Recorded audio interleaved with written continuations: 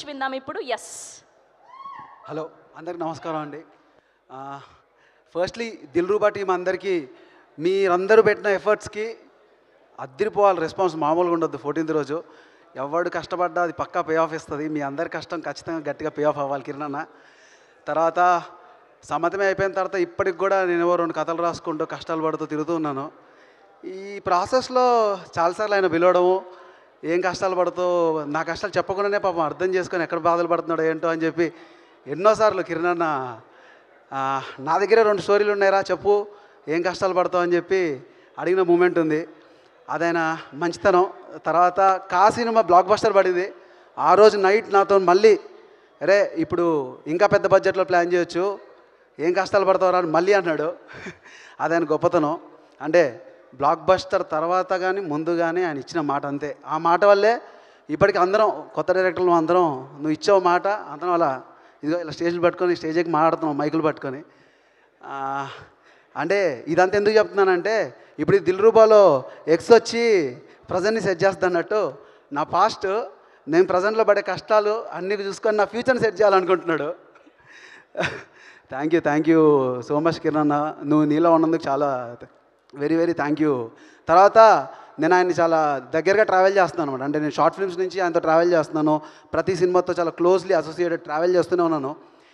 చాలామంది హీరోలు అయిపోతారు అంటే అందరికీ ఒక క్వశ్చన్ ఉంటుంది, ఎలా ఈయన ఇంత స్పీడ్గా సినిమాలు చేస్తున్నాడు, ఎలా ఇప్పుడు 10th ఫిలిం ఇది ఎలా ఎలా ఎలా అంటే నేను చాలా సీరియస్గా ఏంటంటే సింపుల్గా చెప్తున్నాను. ఆయనకి ఎవరు మెసేజ్ చేసినా ఎవరైనా అప్రోచ్ అయినా రెస్పాన్సివ్ ఉంటాడు. అది చాలా ఈజీ, కానీ ఎవడు చేయలేడు, అంత ఈజీగా చేయలేరు. తర్వాత కథ నచ్చిందా రెస్పాన్సిబుల్గా ఉంటాడు. అది కూడా చాలా ఈజీ, కానీ అస్సలు అందరూ ఈజీగా చేయలేరు. ఇవన్నీ నిజాలన్నా పొగుడుతున్నట్టు ఉంటుంది. ఎప్పుడు అంతే పొగడాలి అనుకోలేదు, కానీ ఏమైపోయిందంటే ఈ నిజాలు చెప్పకపోతే దారుణంగా తయారవుతున్నారు బయట. ఏందన్నా అసలు 10 సినిమాలు చేసి ఇప్పటికీ ఫస్ట్ సినిమా వదులుకున్నట్టు. అంటే ఒక ఫస్ట్ సినిమాకి ఎంత తాపత్రయం ఉంటుందో, ఎంత తపన ఉంటుందో దగ్గర నుంచి చూస్తా. ప్రతి కంటెంట్ పోస్టర్ అయి ఉండొచ్చు, టీజర్ అయి ఉండొచ్చు, ట్రైలర్ అయి ఉండొచ్చు, ప్రతిదీ అద్దరిపోవాలనే నీ ఒక తపన. నేను అది అంటే 10th ఫిలిం ఇది. ఇంకా నీకు లైనప్లో ఎన్నో సినిమాలు ఉన్నాయి, కానీ ఏ రోజు ఎప్పుడు ఆ సినిమాకి ఎంత నువ్వు కథ విన్నప్పుడు ఎంత నమ్మావో రిలీజ్ వరకు ఎప్పుడు దాన్ని వదలకుండా, అంత చిన్న విషయం కాదు. తర్వాత మేము థీమ్ చెప్పినప్పుడు నువ్వు ఇచ్చే ఎనర్జీ, ఎవరు వచ్చి చెప్పినా నువ్వు ఇచ్చే ఎనర్జీ, ఆ ఎనర్జీ వల్లే మేము ఇంకొంచెం బెటర్గా పర్ఫామ్ చేయగలుగుతాం. అంటే మా స్థాయి ఒక N అంటే నీ వల్ల ఒక N+1 పక్కా, నో డౌట్. దాంట్లో సూపర్, అలాగే ఉండు. అండ్ నేను ఈరోజు చెప్తున్నా, గుర్తుపెట్టుకోండి, he will deliver great performances. Kiran Abbavaram will deliver great performances because he is having a great heart. Thank you. Lovely, thank you so much. మీకు కూడా ఒక క్వశ్చన్ ఉంది. దిల్రూబాకి వచ్చారు కదా మీరు. ఓకే, March 14th మీరు పెళ్ళా లేదండి. ఓకే, అయితే రండి. మీరు ప్రెజెంట్ గర్ల్ ఫ్రెండ్తో ఎక్స్తో వస్తున్నారని సమ్మతమైన. ఇప్పుడు నా పాస్ట్ నా ఫిల్మే, నా ఫ్యూచర్ నా ఫిల్మే. అంటే సభాముఖంగా నేను సినిమాలు తప్పించి వేరే ఇంకో నన్ను లవ్ చేస్తా అంటే అది ఖచ్చితంగా అబద్ధం. ఒకవేళ చెప్పినా అది అబద్ధం.